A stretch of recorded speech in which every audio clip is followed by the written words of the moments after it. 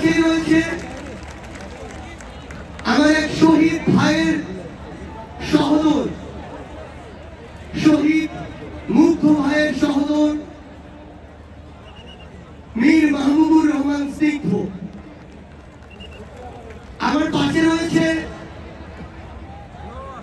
এই অভ্যুত্থানের অন্যতম যোদ্ধা, খুনি হাসিনার নির্দেশে